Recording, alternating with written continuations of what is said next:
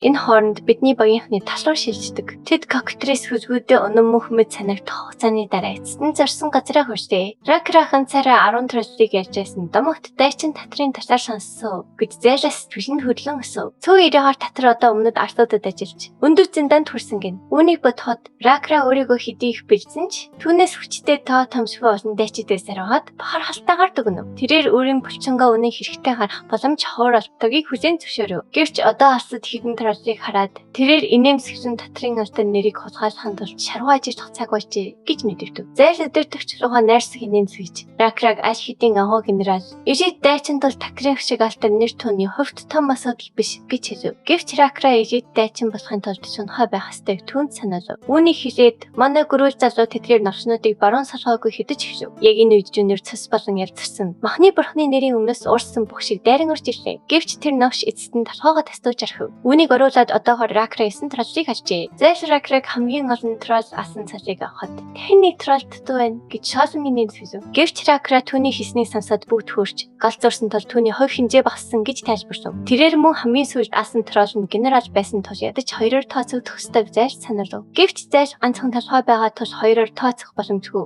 гэж шархан дэнд даасрав. Гэсэн ч тэд цас сорогчд учраас троллч биш гэдгийг Ракра түнд сануулсан. Юутай ч хотыг бүхэлдэн цэвэрсний дараа манай баг гүнлүү нэвтрэхэд биш гэж хооронгоо тэнцэж тоног төхөөрөмжөөр шалхаар шийджээ. Үзэг цас сорогчдын хааны өргөөрөө шилжихэд шивэн генерал жуниор 400 цэргийн хамт өгснийг сонсоод бухимдсан харагдана. Дайснууд нь 300 орчим бөгөөд тэд Хокрины кокадрис морд дайчид хатагтай ердөө 300 дайчин 400 цас сорогчийг өсгөснийг сонсоод бүрэн бэл хайхав. Нэрийг нь мэдэхгүй энэ зарчин залуу тэдний кокадрис морд цэргүүд бөгөөд бусад хүмүүсийг байрч хооронд авчирсан гэж тайлбарлав. Хатагтай тэднийг зүгээр лама тат гэж хэлв. Тэдний хүчтэй цэргүүд гэдгийг тэр хүлээн зөвшөөрсөн ч тийм хортонд авчлахын тулд тэд хангамжаа багасгаж тохон бүс нутгаас нөөц бүрдүүлэх шаардлагатай болно гэв. Гэвч тэд өөр улсын газар нутгаар дамжин ирсэн Хокрин болон дайны өсөд бусад орнуудтай холбоотой болсон байж болцсохыг харуулжээ. Тэрээр ширээн дээр газар зөрөгдөлхийн сууж Хокрины цэргүүд сатарсуудаас хангамжаач Бекад газар нутгийг нь булаан авч байгааг хэдийгээр энэ нь тэдний газар болохгүй ч гэсэн тунгаан бодов. Эсвэл ядаж ихэр ингэж бодож байна. Цус сорогч цэргүүдийн ихэнх нь тустай ангиудад байршиж байсан тул тусганы хамгаалахад ердөө цөөн хэдэн хүн үлджээ. Өргөшилж буй дайсныг хаах үр дүнтэй арга байхгүй байлаа. Байрлыг улам дартуулж үлдсэн 3 генерал хөдлөхөөс ирхэцээр байв. Энэ нь түүнд ердөө хоёрхан сонголт үлдээжээ. Жунерийн үлдсэн 600 тархсан цэргийг 300 гөрүүл хүнийг хаахаар илгээх. Эсвэл Хокрины их газар руу давчлахын тулд одоогийн 3600 цэргийн бүх хүчийг дайчлах явдал юм. Цус болон ялзарсан махны бурхан тэднийг дэмжих тулд ихний сонголт нь бүрэн ашиггүй биш байв. Гэвч дайсны морд цэргүүд шууд толпоос зүгээр зайлсхийж газар нутгийг өргөжлүүлэн эзлэн түрэмгийч магадгүй. Нөгөө тэгүр Хокрин руу давчлахаа явуулах нь аюултай мөрөдтэй тавсан юм. Эндхийн нөхцөл байдлыг зохисоор хамгаалахгүйгээр армиг өөр газар руу шилжүүлэх гамшиг түргэж болцсов. Тэр хамгийн сайн арга замыг мэдэхгүй. Бие дан шийдвэр гаргахад хэцүү байв. Яг тэр мөчид түүний харц гаднаас сарн дээр туслаа. Сар улаан өнгөтэй босныг анзаар мөц түүний нүдэн томроо. Тэрээр яартай арга хэмжээ авч зүүн зүг рүү айлж Хокрины нутагсаа бүх хүчээрээ давчлахын тулд бүх генерал цэргүүдээ зөвлөж хоёр зарцтай тушаав. Тоглогчид руу ирхэн очиход Wisdom дайснуудыг нэгтгэсэн Небушигийн хошог байдлыг хүлээн зөвшөөрнө. Тэрээр түүнээс авчих давталгаа хийхээр төлөвлөж байгаа эсхийг асуув. Небула тийм байвал зүгээрч энэ тийм маневр хийхэд шаардлагатай хангалттай хүчтэй хүн байгаа эсэхэд эргэлдэж байгаагаа хэлв. Нийслэлийг эзлэх үед арын нэг саны хүчин бараг бүрэн сүрч Рондагийн Ленерсүүд хүнд байдалтайгаа тэр санаалав. Гэвч нөгөө 3 фракц нь илүү дээр байдалтай байна. Бартай хүн өөрийн хүч сайн байгааг хүлээн зөвшөөрч туслахаа амлав. Гэвч Небула түүний цэргүүд цаг хугацааны хувьд таархааргүй дэндүү хол байгааг онцлоо. Ингэснээр бодит байдал дээр тусалж чадах ганц хүмүүс нь Wisdom болон Krampus 2 бойт үздэв. Wisdom 300 цэрэг илгээ амссан бол Krampus 500 орчмыг өгөхөөр зөвшөөрөв. Небула үүнийг тэмдэглэж энэ нь хангалттай байх болно гэж мэдэгдэв. Хэрэг вампирууд Украин руу тусахаар төлөвлөж байгаа бол Зэвсэг нутгийг тулах эсвэл автоматжуулалтын ширхгийн зөв хүчлэг занд хуулийн цайзлуу дайрах хэрэгтэй болно гэж тэр таамаглав. Тэрээр вампирууд бараг гарцаагүй сүйчийн хийгэн сонгоно гэж итгэлтэйгээр хэлв. Вампируудын хувьд Зэвсэг нутагт нарны гэрлээс зайлсхийх хэцүүч уулын зам нь сүүдэр гаргаж зам зургийн тасгнууд руу дайрч цасны нөөцөнд нөхөх боломжийг олгодог. Небула өөрийн 3000 морд цэрэг болон Wisdom Krampus-ийн хүчийг ашиглан вампируудыг араас нь хит ортлгүй. Зайгаа барин хөхөр төлөвлөж байна. Wisdom төлөвлөгөөг зөвшөөрсөн ч хэрэг тэд вампируудыг Бекагийн хайрын тарниултаас хэтгший хаалт агуул. Украины уулын цайз ганцаараа 3000 гаруй цэргийн дайралтыг тэсвэрлэж чадах хэсгэд ирэлцэж байгаа илэрхийлв. Небула түүнлөө юугэтэ инээмсэглэж Украиныг үүнийг давж чадахгүй гэж яагаад бодож байгааг нь асуув. Түүний идэвхтэй байдлыг харсан Wisdom одоо бүх зүйл зүгээр болно гэдэгт итгэлтэй болов. Тэрээр бусд нь өөрсдийн хүчин дэх вампируудыг дарахад анхаарал хандуулах ёстой бөгөөд Жаман тэдгээр хүчийг сүсгийг ашиглан арын газар нутгийг эргүүлсэн авах хэрэгтэй гэж дүгнэв. Тэдний сүсэг бишрийн утгыг мэдэгдэхүйц бууруулж чадна гэдэгт тэр итгэлтэй байна. Мөн фронтын шугамдах вампируудын тог цөөснөр тэд маш том нөлөө үзүүлж чадна. Гэхдээ түүний санааг зовоож буй царын ганц зүйл бол GOP нийслэлийг эзлэх үед бууж ирэхдээ ашигчнаас хойш сүсэг бишрийн нөөцөөр бараг ашиглаагүй явж юм. Түүнээс хойш тэдгэрийг огт ашиглаагүй байна. Одоогоор B3 дугаар твт хамгийн том газар нутгийг эзэмшдэг бөгөөд олон тооны байнгын вампир цэргүүдээр гайхаж байна. Вампируудыг хит хүчрэхэр төрөлцүүлж гэсэн хэвшмэл ойлголтоос хойш үүнийг хөвчлэн анзаардаггүй ч тэд тоглогчийн хувьд үнэндээ маш чадвартай юм. Үүнийг харуулсан Nebula GOP-ийн одоогийн бурханлаг түвшин нэлээд өндөр байж магадгүй гэж гайхаж байна. Хэрэг үүнийг тооцоолж тэдний байж болох хамгийн өндөр түвшнийг бодвол тэд аль хэдийн 17 дугаар түвшин бүрсэн байж магадгүй юм. Хэрэг тийм бол 16 дугаар түвшин давдаг нэр төрийн ур чадвар нь асуудал үүсгэж магадгүй. Гэсэн ч Nebula үүнд сорилт толгосон ч урагшлаацсан байгаа гэдэгт итгэлтэй байна. Үйл явдал Украин руу шилжихэд вампируудын хаан шивэн бөхөмцөндөө шүдэ хагран бахад бид харах болно. Тэдний өмнөх зам нь маш аюултай. Огцом өксөр бөгөөд шилжихэд хүрэх хүртэл нарны гэрлээс нуугдах ганц газар байхгүй. Тэрээр энэ сорилтыг даван тулахын тулд ашиглаж болох зүйл би эсхийг гайхаж байна. Түүний таслах хэрэгэлдэж яснаа том үеинүүд царын ганц сонгож байж магадгүй ч үр дүнтэй байхад тэдний тоо хүрсэхгүй гэж хэлв. Тэрээр хамгаалалтыг эвдэхийн тулд Генерс болон Трасуудыг тамаас хар танагалж шишгиний ханлуу ойртол хоёр таслахтаа тушаав. Эрт төгсөн таслах нь энэ арга насрыг хөрж очруулах болно гэдгийг санаалав. Гэвч вампируудын хаан унсан цэргүүдийн цовцыг ашиглан эвцнэлв. Туулахад илүү хэлбэр олгож чадна гэж хүднэр хэлв. Яг тэр мөчид түүнийг толгойд нэгэн хорон муу төлөвлөгөө орж ирэв. Хэрэг өгсөн цовцоор шат барих гэж байгаа бол тэд заавал вампируудын цовцсбай хашбаггүй байлаа. Төсчхон түүний төлөвлөгөөг хордон ойлгож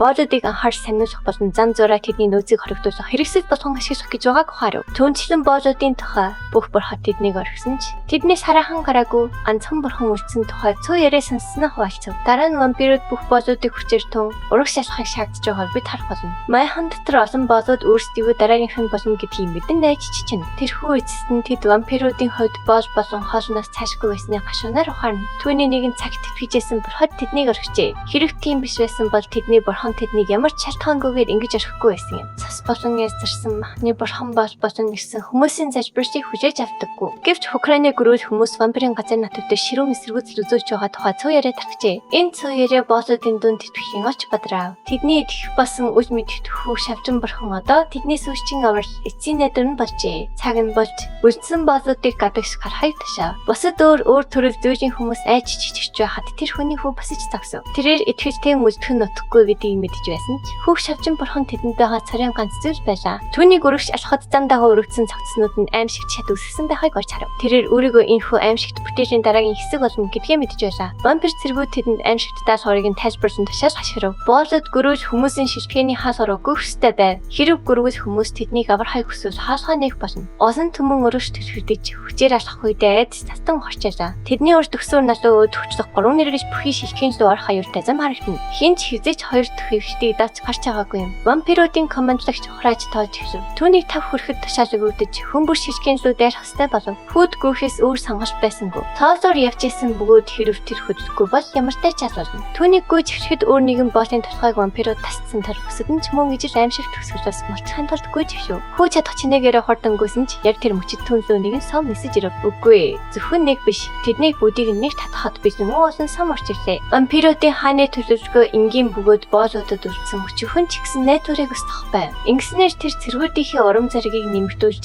зардлаа хийнэн нэг самар хоёр тулаа будаж чадна. Хэрэг гөрөөл хүмүүс үнэхээр хаалгаа нээж боолуудыг хүлээн авбал яах вэ гэж түүний туслах асуув. Гэрч вампируудын хаан шивэн түнлөө сом харуулж байгааг харахгүй байна уу гэж хүднэр асуув. Гөрөөж хүмүүсийн командлагч галзуураагүй бол ширхгийнхээ хаалгыг нэг харахгүй гэж тэр үзжээ. Гэсэн ч хэрвээ хаалгаа нээж аврагчийн дүр эсрэхээ шийдвэл энэ нь бас түүнд ашигтай байх байв. Тэр үед тэр дайшд хийж чадна. Түүний хувьд бурхад боолуудыг хэдийн орхисон. Тэдэнд тэсэр байгаа хүмүүс ч бурхтын нүдэнд хүснээрээ ашиглаад хаях хэрэгсэл төдий юм. Тэрээр зөвхөн цус болон ялзарсан махны бурхан л тэдний жинхэнэ аврагч бөгөөд зөвхөн түүнд идэхээс татгалцсан хүмүүсээс хаягддаг гэж үзэж байна. Тэр үнийг энд байгаа бүх хүмүүст батлан харуулахаар шийджээ. Энэ хооронд хүү гайхамшигтайгаар бүх сумыг болцсаар чадах чинээгээр хортон гүйж байв. Тэр 90 тонноо хараад ойр хавьд ямар ч цоцос байхгүй анзаарсан бөгөөд энэ нь түүнийг бусдаас илүү хол ясныг ичтгэн. Гэвч эцэст нь тэр гүйхээ болов. Вампирууд түүнийг яагаад загссан мөн гөрүүл хүмүүс яагаад харахаа байсныг гайхан сонирхож харав. Нөгөө дээгүүрхүү хаалга нээгдэх харахгүй гэдэгт ихтэй байсан тул тийшээ гүйхэн нутахгүй байв. Хаалгыг нээх нь вампируудыг шууд давчлахыг урьж байна гэсэн үг болох нь анханасаа тодорхой байлаа. Вампирууд түүнийг өргөжлүүлэн гүйхгүй бол араас нь харвна гэж хашгирсан ч хүү байрнаасаа хөдөлсөнгүү. Тэр эцэст нь хүрсэн ч байв. Өвөөч ба ямартай ч өхөн гэдэг үнэнтэй эцэстний эвлэрв. Бурхан тэднийг орхисон тул ингэж үргэлжлүүлсэнгүү ямар ч шалтгаан байсангүй. Тэрээр өөрсдийгөө яагаад ийм орхигдсан ертөнцид төрсөн юм бэ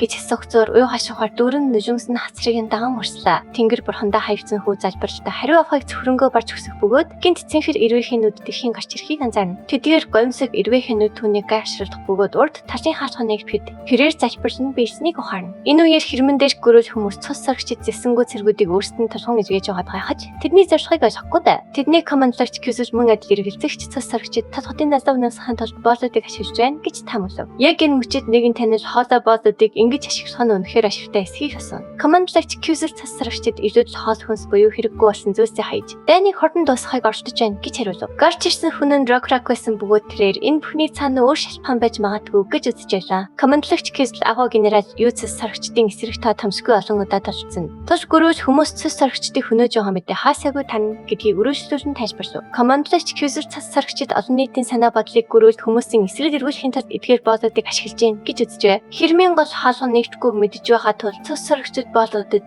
ямар ч найдвар байхгүйг харуулж тэднийг захирахад илүү хэлбэр болгохаж тэрээр цус саргчдын командлагчийг анх төсөөлж яснаас нь хавьгүй илүү халаг тактиктэй байгаад нэрээд гайхна. Харин Ракурт нь өөр төлөвлөгөө байгаа хижээд түүний төхөөгөр хаалгыг нээхийг цэргүүдэд тушаав. Үүнд гайхсан командлагч боолуудыг үнэхээр аврах гэж байгаа эсхийг асуугаад тэдгээр хүмүүс боолууд биш харин нуусан зэсэг байж магадгүй гэж харуулв. Рак үнээс сэргийч өртөчлөн сэргийлэх харах хэмжээ авч байгаа бөгөөд шаардлагатай бол хоёр ч удаа харуулж болно гэдгийг тодорхой болгов. Командлагч хаалгаа нээсэн ч дөнгөж хитэн гарan хүнийг л аварч чадахтуж ийм их эрсдэл гарах нь утгагүй гэж мархав. Рак нээс руугаа залжин гинэн цэвэлж өдөр төвчийнхаа шийдвэрийг эсэргүүцэх гээд байна уу гэж асуув. Рак Кюслийг чадварсаг командлагч гэдэгт эргэцгүй байгаа ч тавсан дандаа өөрт нь яригддгийг сануулад нүдээ нээж харахыг шаардав. Кюсэж тоондоо хордон бөгөөд логик сэтгэлгээтэй боловч том зургаар нь харах төсөөлөн бодох чадвар төтмөг аж. Тэдгээр гоёмсог эрвээхийн нүд Кюслийн иргэн тойронд нисэх зур Рок бурхан нь хаалгыг нэг зөвшөөрөж олгосныг бичтэйгээ мэддэг. Хаалга дуурсаар нэгдэж төлдөж агсан бол хүү эцэст нь ордны хашаанд орж ирээд өдөх сүрөө унана. Энэ үед Рок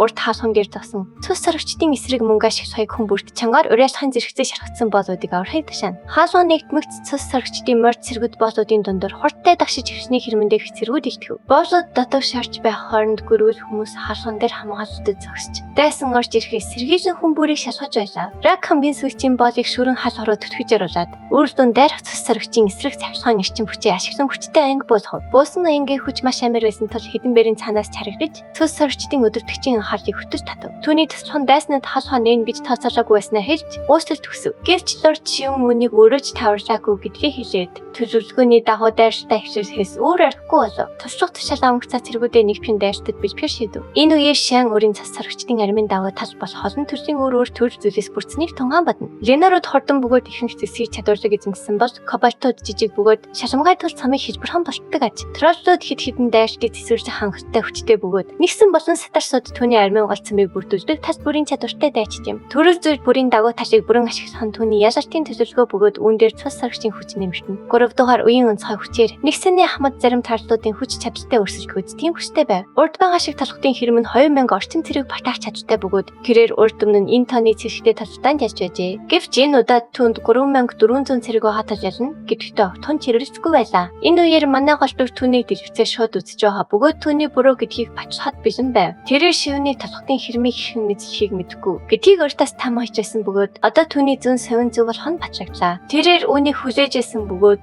учир нь энэ үед толготын хэрмийг байлдан дагуулж байсан туршлагатай ганц ч командлагч байхгүй юм. Ихэнх командлагчид үүнийг жирийн цайзлаад туршлагатай адил гэж боддог бөгөөд зөвхөн Рок болон залнаас үүнд хэрхэн хандахыг үнэхээр мэднэ. Учир нь ердийн цайзлан толготын хэрэм хоёр тийсээр бөгөөд чадварлаг цас саргч харваачид Чракийн гөрөөс хүмүүсийн номны хүчийг гүйцэхгүй. Үүнээс гадна түүний харваачид өндөрлөг газраас доош чиглүүлэн харах давуу талтай байлаа. Цус саргчид хэрмийн хананд авирч хүрч чадсан ч тэднийг өнөх хасар том чалаануудыг шийдэхэд бэлэн болгосон байв. Дараа нь хамгийн хүчрэх 2 болон 3 дахь үеийн цус саргчид дайрах боловч тэд Ракийн бурханлаг аянгийн эсрэг зогсож чадсангүй. Ганцхан аянгийн цохилт тэднийг бүхэлд нь устгах бөгөөд Рак Картаганс барин 50 тамхилах зураа дайснуудыг тулааны далбараас харчин. Төд өдөлгүй хамгаалалттай цайзлууд туршлагыг хаалга шийдвэр гэж мөнхөр батсан цус саргчдын цавцас хэрмийн өр талбайд дөргөв. Туслахын сүйчийн дайрштад 600 дайчнаа алдсан гэх таагүй мэдээлэл Лорд Шиунд толгой. Сэтгэл дундуур байсан Шиан дараагийн дайрштад бэлтгийг яран тушааж ямар ч хамаагүй өнөр цайзыг эзлэх стыг мэдэгдэв. Шиан өөрт нь хүч чадал хайрцагыг цас болон язарсан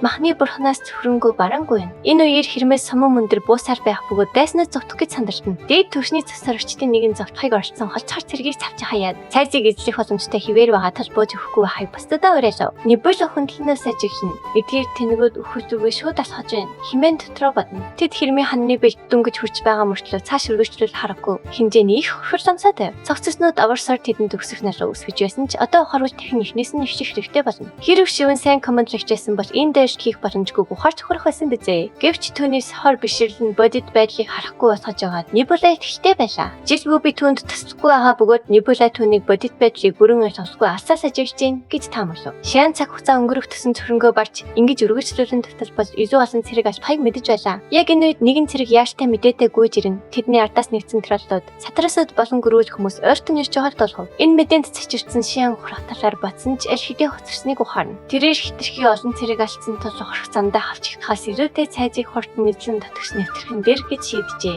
Яг энэ үед Шивэний хамраас цасгаа жижигдэх бөгөөд цус сорогч баснаас хойш хизээч цас гараагүй. Тул тэрээр гайхаж цацсан. Түүнийг үүнийг ойлгож амжихаас өмнө өөр нэгэн цэрэг гүйж ирэн боолод бослоод ирдээсэн таагүй мэдээ хүргэв. Юу болсныг ойлгохын тулд цаг хугацаад баг зэрэг ухрааж тулааны чимээ сонсон суугаа боолууд чирэгдэж ясан хүмүүст юу тохиолдсныг асуух мөчид өчий. Хин нэгэн цус сорогчд тэднийг жагсааж Украин талхтын цайз руу гүйхийг тушаасан ч өгөхөөс өөр арга байгаагүй гэж хариулав. Гэвч боолуудын нэг нь эсэргүүцэж чирэгдэн гарсан дөрөв хүний хүүхэд амьд хിവэр байгааг нэн хийв. Тэнд цэнхэр эрвэхинүүд байсан бөгөөд тэд цайзын дээгүүр эргэжбэж хаашаа нэвтжээ. Гөрвөл хүмүүс халгыг нээж өнөөх хүний хүү цайз руу орсон байна. Май хонд байсан хинч үүнд тэтгэж чадахгүй байв. Ганц хүүхэд яаж цайз руу орж гөрвөл хүмүүс яагаад тэднийг оруулав? Тэр мөчид боолуудын нэг нь босож бослогоо гаргахад бэлэн болов. Тэрээр гөрвөл хүмүүс цус сорчтой тэнцэж тэдний бурхан харж байгаа тухай төхийг үнэн гэж тунхаглав. Үйл явц олон мэрч тэнжиж эрзэгтэй мөч ойртож байна. Дараагийн хэсэгт бүх зүйл эргэж хийн. Дараагийн хэсгийг бусдаас төрүүлж хамгийн ихэнд үзэхийг хүсвэр дэргэсэн дэх төрийн банкны данс руу 5,000 төгрөгийн хандив хийгээрэй. Тэгвэл дараагийн хэсгийг тань нин даруй гаргаж өгье. Таалагдсан бол лайк дарж, савг лумын заавал бүртгүүлээрэй.